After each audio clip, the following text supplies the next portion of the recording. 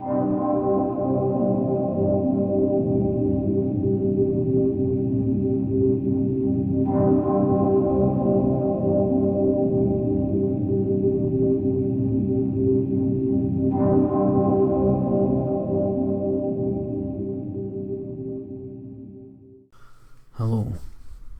how are you tonight? Relaxed and ready for a story, I hope. Tonight's tale takes us on a voyage into the great unknown. We set sail for the oceans, one of our planet's final great mysteries. Nobody knows what's lurking out there in the great, dark expanse. Tonight's tale contains binaural sounds that encourage relaxation and restful sleep, so if you are driving, I would recommend listening another time. With that in mind, I ask that you find somewhere cozy and comfortable, turn off the lights and close your eyes while I tell you a story.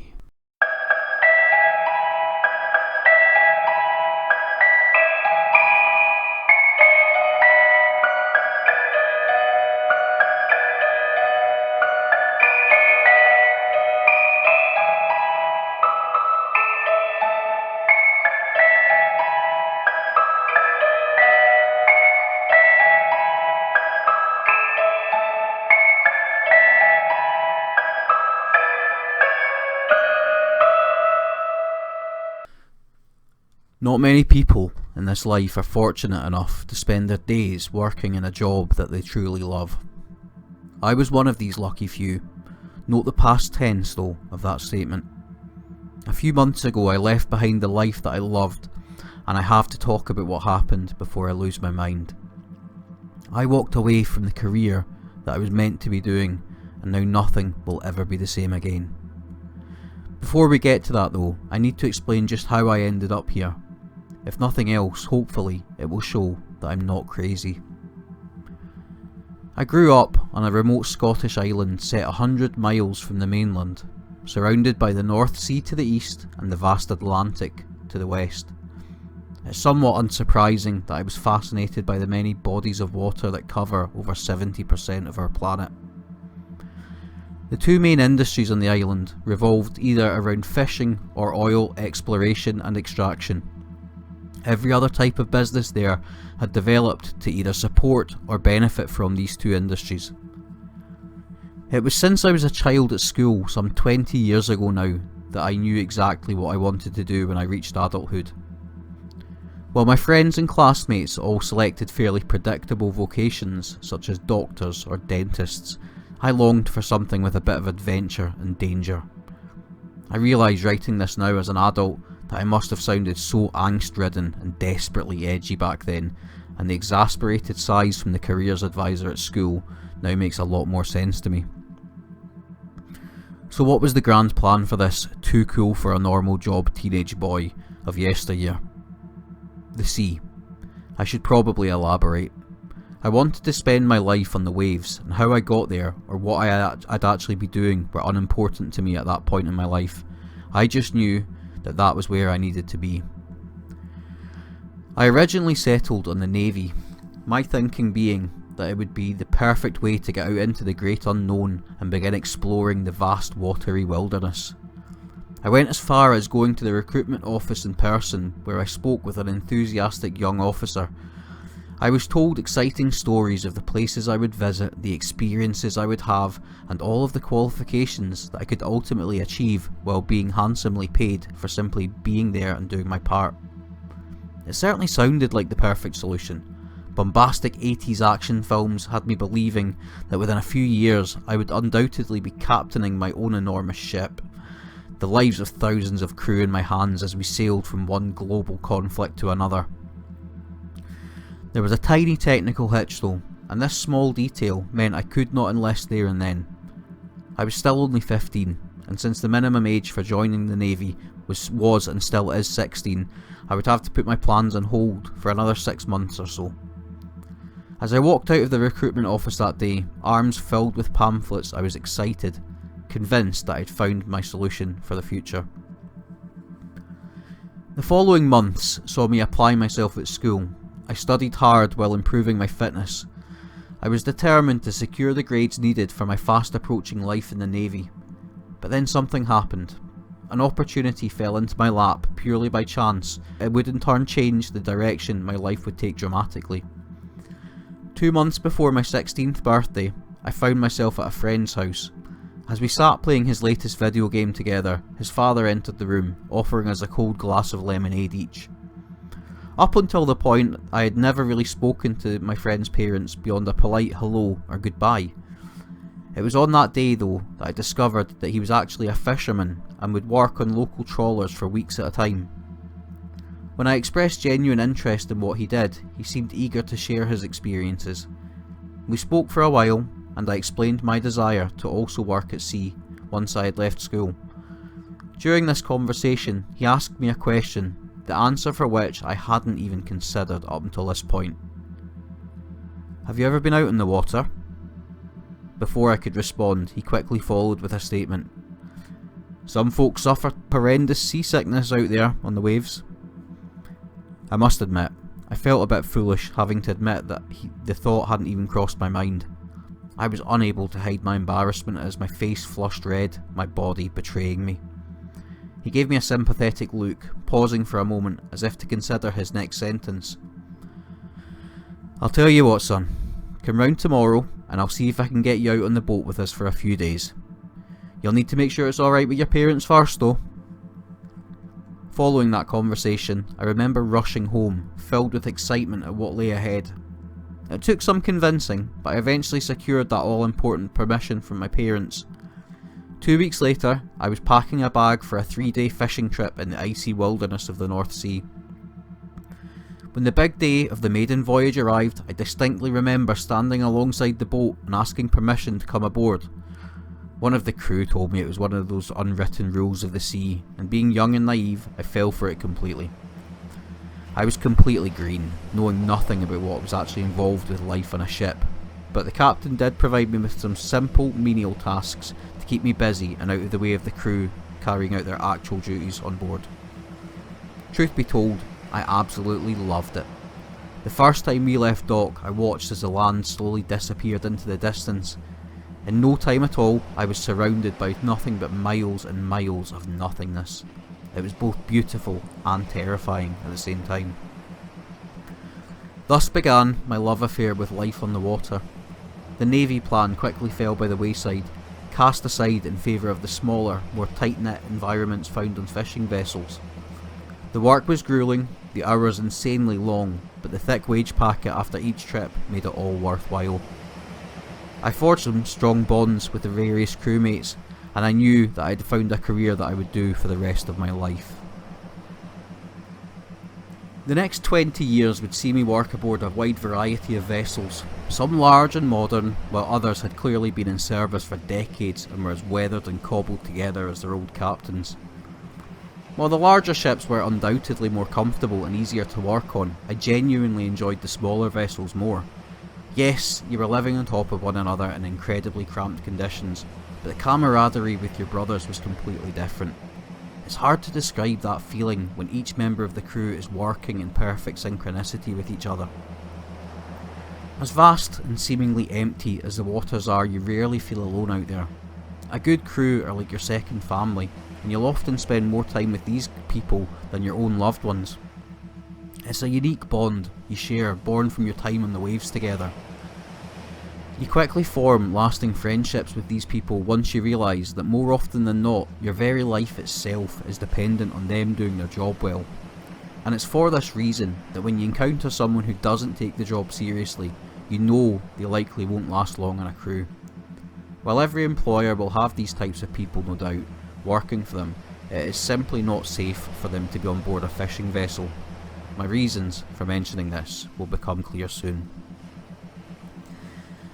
So 2 decades is a long time to devote to a single pursuit, but even on the coldest, most miserable nights at sea, I never once regretted my choice to be there.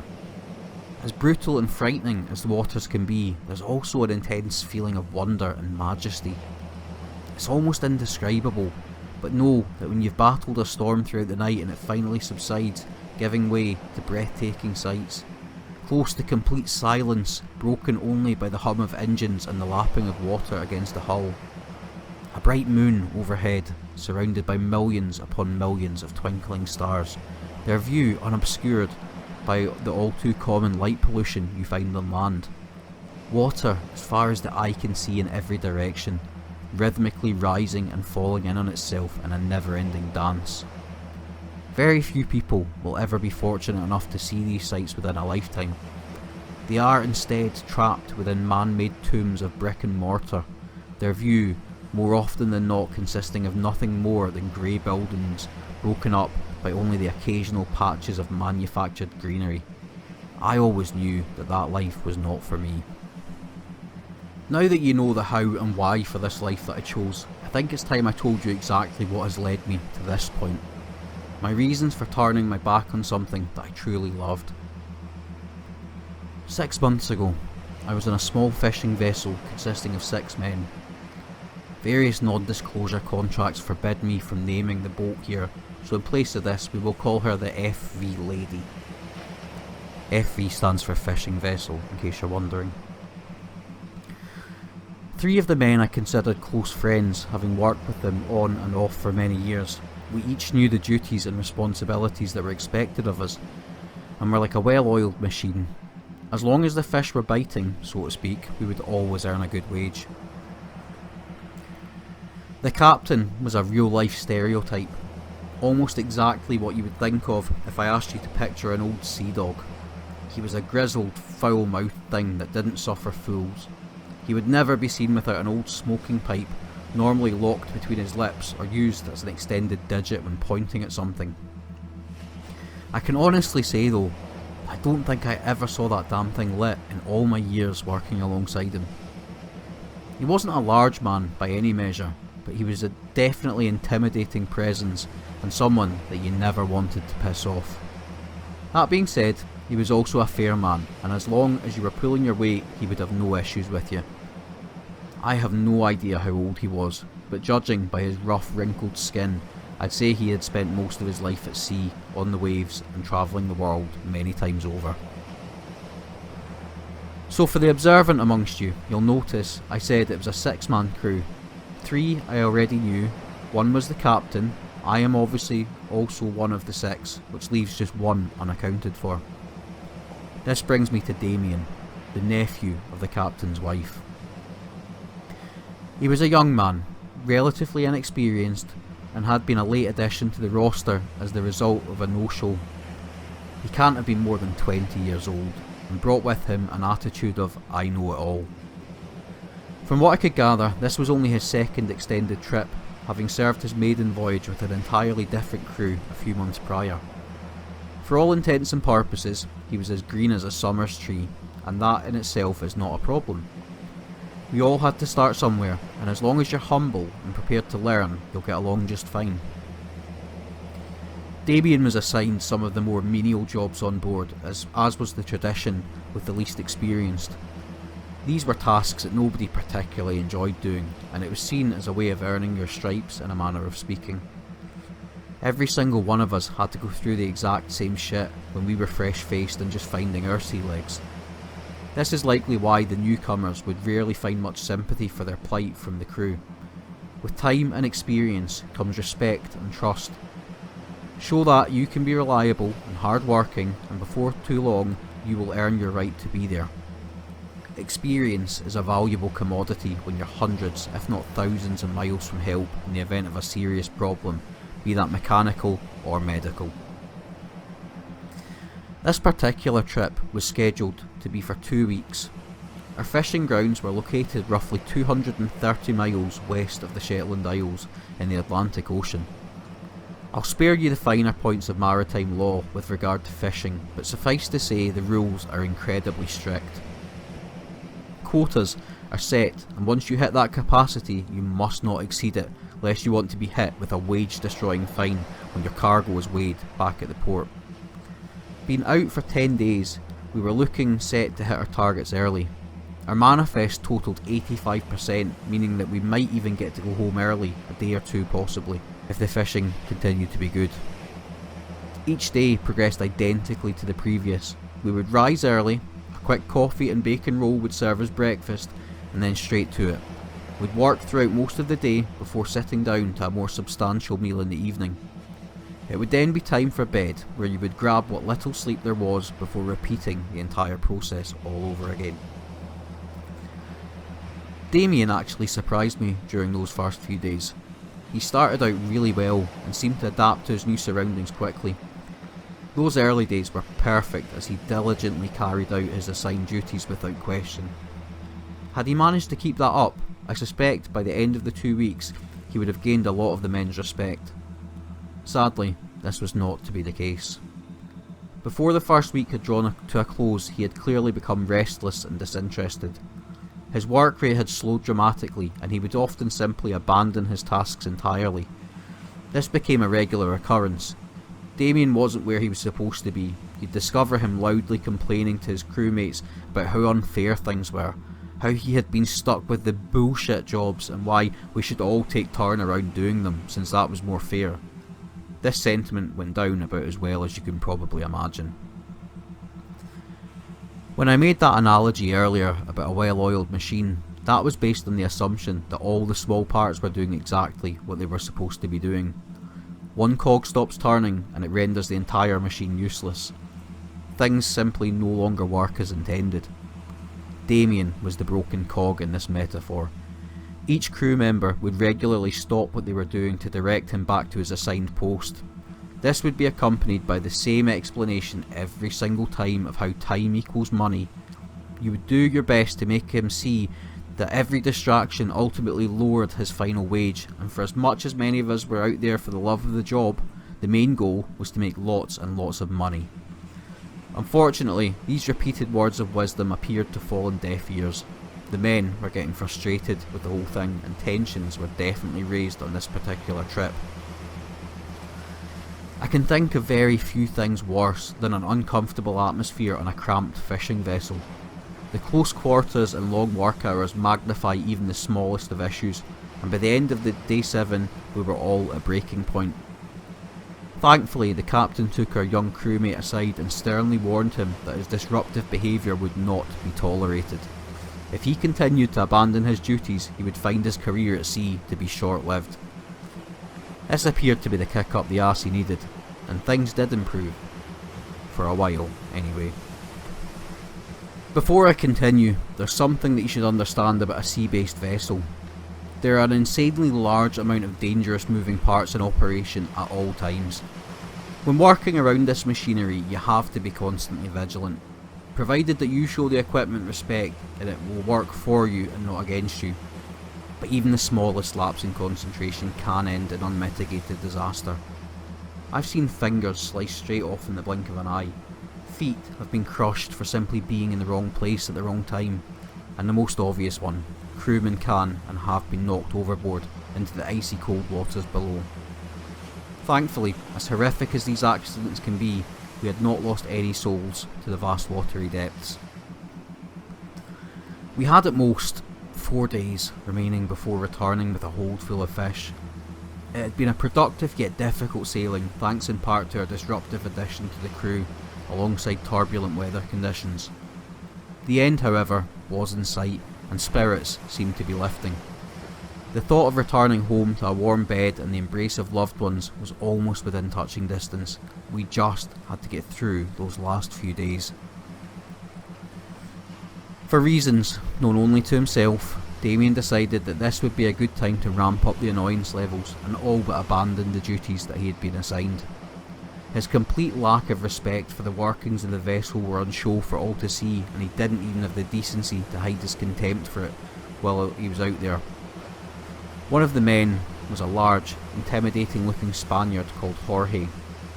We simply referred to him as Jojo, and despite his menacing size, he was actually a gentle, well-mannered man. I had been working with Jojo on and off for several years, and in that time I'd rarely seen him so much as raise his voice in anger towards another person. That was until our newest addition decided to take issue with the big man. An essential part of the loading process involves a large mechanised crane and winch. It's a noisy, dirty and more importantly dangerous job, as multi-ton hauls of fish are brought on board throughout the day. Jojo was in charge of this very important part of the operation, and I'm glad to say he took his job very seriously, remaining constantly vigilant to the ever-present dangers. The time was approximately 0700, and we were all on deck, carrying out various roles as the icy Atlantic spray soaked us with each crashing wave. Sunrise had not yet broken over the horizon, although daybreak thankfully wasn't far off. At least when the sun came up it seemed a little warmer, even if in reality it absolutely wasn't. Damien had been late rising from his bunk, and as a result of this had missed breakfast, much to his displeasure. Informing him that his mother wasn't on board to wake him certainly didn't do his mood any favours, although it did elicit a good chuckle from the rest of the crew. I don't know, perhaps that was the reason why he decided to start an argument with Jojo that day.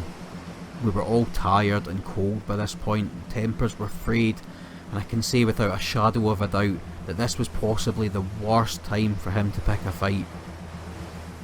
I missed the inciting incident that started off the altercation.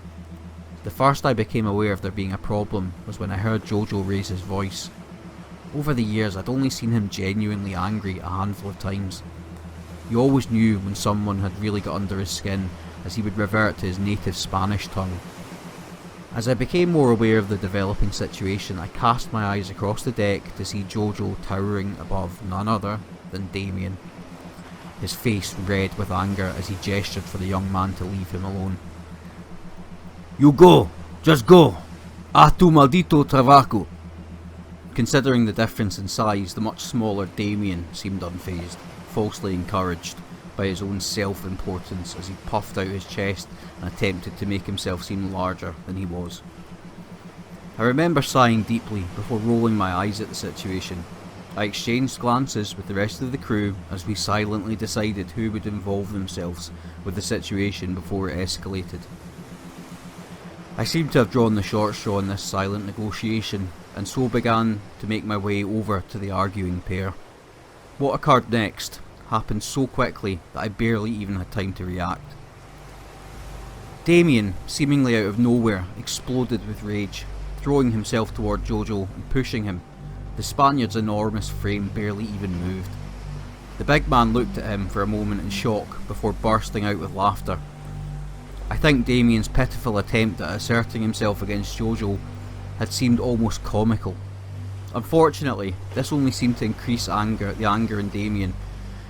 His small wiry arms suddenly began swinging wildly as he attempted to land a blow on his gigantic opponent. Jojo did his very best to avoid these wild swings, and I can say hand on heart that the big Spaniard never once attempted to physically retaliate beyond the occasional slap of his fist that came close to the mark. During this one-sided melee, Damien somehow lost his footing on the slippery, water-soaked deck. As he began to fall, he wildly thrust his arms out in an attempt to catch himself. Damien must have been channeling the spirit of Jonah that day, as the series of events that followed were devoid of any luck or fortune. His hands somehow found the control levers for the crane. Jojo had no time to react before Damien had pulled down hard. This caused the large multi-ton boom arm to lurch wildly across the deck at blistering speed. Now prior to this argument, I'd been in the middle of hooking up the winch to the nets. To my eternal regret and shame, I had not finished this task prior to leaving my post to defuse the altercation.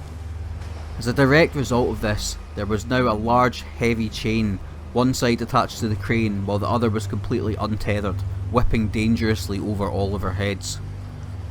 Damien, entirely oblivious to the hazard that he'd just created, was unprepared for what was fast approaching him. I screamed out to try and warn him. We all did, but to no avail. By the time he had regained his balance, it was much too late. He was violently smashed by the runaway chain. I watched as his body crumpled in an instant. He was lifted clean off of his feet by the momentum. It looked almost surreal, seeing a body fold and spin like that. Damien was launched toward the edge of the vessel, appearing entirely weightless in the blink of an eye. I don't think he even had time to scream as the air was knocked out of his lungs. As quick as it all happened, he was gone, tossed overboard and into the frigid, cold waters below. Immediately, everyone jumped into action. A man overboard in these waters is a matter of life and death, and every second really does count. The alarm was sounded as a lifebelt was sent spinning into the waters below. Damien had landed around 10 metres from the vessel. I watched as his body rose and fell beneath those turbulent waves, his motionless form illuminated only by the search lamps that were attempting to stay fixed upon him. In an instant, the scene was chaotic as the crew shouted and darted around. The captain had immediately attempted to alter course, battling the might of the ocean in an attempt to orient the ship towards his stricken crewmen. Now, for everyone with a basic understanding of physics, you will no doubt be aware that having your vessel port or starboard against a turbulent swell can be extremely dangerous. A vessel is not at its most stable when its broadest sides are being battered by the forces of Mother Nature. At this precise moment though, there was a serious and imminent risk to life which absolutely justified the very real risks of all of us capsizing. The moment we were portside though, the boat violently lurched, forcing everyone to brace themselves. Huge waves were breaking across the deck as I held on with all my might. The water was so cold that when it hit you, your breath was ripped from your chest, leaving you gasping for air. As I stood in the bow, knuckles white from gripping so tightly, I searched for Damien. I was struggling to keep him in sight, his body now having drifted to around 20 metres from our current position. He was entirely motionless, and I knew right then that we were fast running out of time. While drowning was a very real concern, there was a secondary danger that people generally don't even realise. The average water temperature for our particular location was a bone-chilling 1 degree Celsius, or 33 degrees Fahrenheit if that's your preferred unit of measurement. The initial shock of hitting water that cold can send the body into shock, and prolonged exposure, even for a short time, will quickly lead to the shutdown of your vital organs as your body instinctively fights to protect the brain. Damien had now been in the water for around 2 minutes and time was not on our side. Conditions only seemed to worsen with each passing moment. The swell had grown larger and more chaotic, while the wind was now a deafening and consistent howl. I struggled to make my voice heard as the ship finally oriented itself correctly. The engines roared as we charged towards our fallen crewmen. I stood there motionless, my eyes fixed upon Damien. 15 metres and closing! 10 metres! I had no idea if anyone could hear me over the cacophony of noise, but I didn't dare take my eyes off that bobbing shape in the water. I tried to use hand signals between holding on for dear life as the waves crashed down on us in the hope that something was being conveyed to the captain. 7 metres and closing. 5 metres. 3 metres. All stop! I screamed this final order through a raw throat as loud as I possibly could, desperately trying to put us as close to Damien as humanly possible. Yet another life preserver was tossed overboard, along with a guide rope. Damien made no attempt to grab either, his body completely unresponsive to anything happening around him at this point. I watched as he dipped and bobbed in the waters, occasionally vanishing beneath the surface only to reappear moments later. Jojo was now leaning dangerously over the side, braced by the rest of the crew as he tried desperately to reach the lost soul. I could see the fear in his face. I knew that he would blame himself for what had happened. I wanted to tell him everything would be alright, but instead, I stared blankly, completely lost for the right words to say. For all the crew's effort, it still wasn't enough, and we were going to lose him. I knew then what had to be done. I double and triple checked my life jacket, struggling to maintain my breathing throughout. My heart was racing and I felt like I was going to be sick. "I'm going in for him," I screamed as loud as I could, my voice cracking at the words struggling to come out. The men stared back at me, panic in their eyes before nodding solemnly. I'm not a religious man, but I won't lie, I said a little prayer under my breath before I left the relative safety of the deck. I didn't allow myself any time to talk myself out of this crazy idea. I swung both my legs over the side and with one final hungry gulp of air, I pushed myself forward, my entire body tensing in anticipation of what would come next. Although I knew what to expect, having had to sit through numerous hours of survival training, nothing quite prepares you for that moment when you hit the icy cold water. The air was expelled from my lungs instantly as my head dipped beneath the surface. Panic and disorientation set in immediately as I kicked and swam as hard as I could to get my head above the water. An unusual thing happens when you're submerged in near complete darkness. It becomes very difficult to get your bearings, and something so simple as up is no longer obvious. The thought briefly entered my mind that I might even be swimming downwards towards certain death, which was a genuinely terrifying thought. My fears were quickly allayed as I caught a glimpse of the searchlight above. The crew were desperately scanning the water for me, no doubt fearing that they now had two bodies in the water. I was probably only beneath the surface for mere moments, but to me it felt like a lifetime. I broke through the water into the chilly morning air, gasping and sputtering for air while internally thanking any greater power that may have been keeping an eye on me down there. Having survived this trial, it was now time to help Damien. I cast my eyes toward the last known point I'd seen him at before jumping overboard. As fortune would have it, he was only a few metres from my position. The clock was ticking. We both needed to get out of here immediately. My muscles ached as I began to swim towards the motionless Damien. The entire time, all I could think about was how his family would feel if this had been his final moments. Alive or dead, I would not leave this man behind. I owed his loved ones that much at least. It felt like an age as I strained and kicked against the fury of the Atlantic Ocean, but I was finally within grasping distance of him. I reached out with numb fingers, grasping for anything I could get a grip on his bright orange life jacket. I could hear the men shouting from on board, but had no idea what they were saying. All I could hear was the sound of my chattering teeth between the crashing waves. Damien! Damien, can you hear me? Fuck, Damien, come on, buddy! You have to help me here! I could barely hear my own voice as the words came out. Damien was facing away from me as I struggled to roll him around to check for signs of life. I was finding it difficult to keep a solid grip on his jacket while staying above the water myself. I decided to get him on board first. His vitals could be checked then. Floating above the abyss, there wasn't much I could do to help the poor man anyway. In my peripheral vision, I saw another guideline thrown by the crew with a life rig attached. I frantically grabbed for it with my free hand, my head briefly dipping into the icy waters once more as I did so. Somehow, I managed to get a hold of it though, and through gritted teeth I painfully pulled it closer to Damien. Until my dying day, I will never forget what I saw next. Damien was conscious and was now looking right at me. His eyes were bloodshot and wide with fear. I could see him trying to tell me something, but no words were coming out. "I've got you, pal, just hang in there. I'm not going to let you go, I swear." He didn't even appear to react to my words at all. His expression seemed frozen with fear, his eyes wide and unblinking.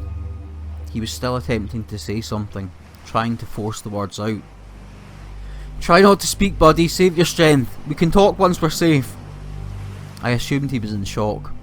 He'd been in the water for a long time by this point, and who knows what kind of trauma his body had suffered when he had been hit by the boom arm aboard the boat. I tensed my shoulders and pulled with all my strength in an attempt to bring Damien and the life ring together. Everything hurt at this point. It felt like a cold had gotten into my bones, and even the slightest movement ached, like a serrated knife being dragged across exposed muscle tissue. Damien felt unnaturally heavy too. His body refused to move even a little, despite my strained attempts to pull him towards safety. Suddenly, something felt very wrong there, yet I couldn't work out why. I was fatigued without a doubt, and likely in the early stages of hypothermia myself, but I should have been able to move him, surely. It was at that very moment the sun began to crest on the distant horizon, light ever so slowly illuminating the vast emptiness of the ocean around us. With a little light available, I could see that Damien was in a bad way. Blood was gushing from his head wound, and it sounded like he had a collapsed lung with each raspy breath he took. His life jacket that had kept him above the water so far was no longer orange, but crimson red, as it no doubt concealed multiple injuries to his torso. Things were bad, but I wasn't ready to give up on him, not when we were so close to a chance at salvation. The crew released some more line and I was finally able to pull the life ring to Damien's side. I knew that I couldn't risk putting it around him, not without risking further damage to his body, and instead I opted to wrap my legs around him while the crew pulled us both back to the boat. The added buoyancy of the extra ring meant I could stop kicking to keep my head above the surface. It was right at that moment that I encountered something that no amount of training could have prepared me for. There was roughly 12,000 feet, or 2.5 miles, of empty, desolate abyss below us, yet as I began to wrap my legs around my crewman, I made contact with something solid. The best way I can describe it would be to say it was like hitting my shins off of concrete, and I remember wincing as I felt it tear into my flesh. This was then made even more unsettling when I felt this solid object below me move slightly, as if in response to the contact that I'd made with it. I looked at Damien once more, completely perplexed at what was happening. It was then that he spoke his final words to me. It won't let me go. You have to get away from here, right now. His words were both clear and calm, the cacophony of the ocean around us seeming to lull for a moment. I couldn't understand what was happening. I grabbed his hand and squeezed tightly as I searched in his eyes for an answer. I then felt the water below me move. This felt different to the current. It was not the ebb and flow of the ocean. Something large was shifting below my feet. I forced myself to look down into the murky depths, hoping to find some sort of explanation, but it was still too dark. I felt Damien shift suddenly and quickly turned my attention back to him. He looked so afraid, and I felt entirely helpless in that moment. In the blink of an eye, he was pulled beneath the surface. I held on as best I could, refusing to give up on him. Even as my head was plunged into the frigid cold, I maintained my grip. We were both descending so quickly, and I held on for as long as I could. I wanted to tell him I was sorry. I wanted him to know that I was trying to save him. But in that oppressive gloom of the ever-deepening waters, I had to. I released my grip. I wish I could find a logical explanation for what I saw down there. There were going to be investigations as a result of these events, but how could I sit in front of a room full of strangers and tell them that I saw this young man be dragged into the depths by a creature of unimaginable size? I may not have seen exactly what pulled Damien down, but I could see its enormous black mass below me. You hear tales of giant squids from the deepest ocean trenches on the earth, of weird and wonderful aquatic life that has evolved to survive in the harshest places on earth, but I can tell you now that what I saw was none of these things. Damien was being dragged to his death by a huge, misshapen arm of some sort. A huge arm that was attached to something with a humanoid body. I could see its bulbous fingers wrapped around his body. I could make out the sharp claw-like nails on the end of those fingers, and I know this is something no other living person on Earth has seen.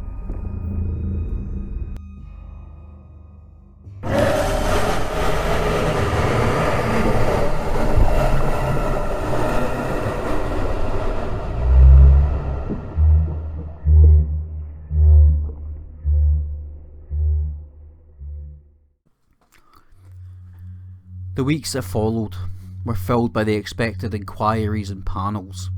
Important looking men in expensive suits went through everything with a fine-tooth comb. The entire crew was questioned over and over again about the events of that morning, as some sort of explanation, someone to blame, was sought. I told them as much as I could, but I knew that revealing what I'd seen down there would not lead to anything positive.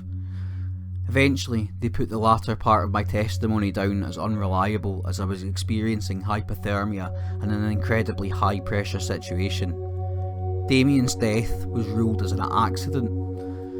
Just another soul lost to the oceans, no grave to mark, no real explanation for the living who are left behind. The Coast Guard did attempt to locate Damien. Several major searches were mounted, but I knew that they would never find him. Whatever had taken him would make sure of that. They even called me a hero for what I did that day.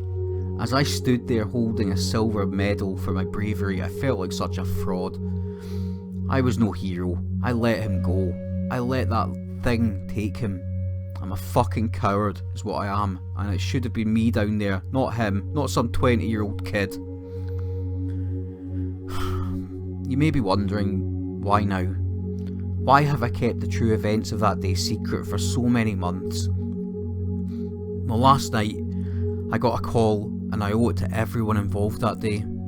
I don't care if I sound like a crazy person anymore. That call I got, it was from an international number. I wasn't even going to answer it, if I'm being honest, but for some reason, I just felt like it was important. It was a Spanish woman. She spoke in broken English. Jorge, this is video. Anoche. Jorge killed himself last night. I haven't slept since I heard those words. I had the number for Jojo's sister, so I called her in the hope that there had been a mistake. Maybe the language barrier had resulted in the message getting twisted. His sister confirmed it. Jojo hung himself last night. He left a note simply saying, "Lo siento." It translates to, "I'm sorry." I think he blamed himself for what happened that day. So this account is for Damien and Jojo. I want people to know the truth about what happened out there. I'll never go back. We didn't just lose one soul on that cold morning. We lost 3. I'm sorry.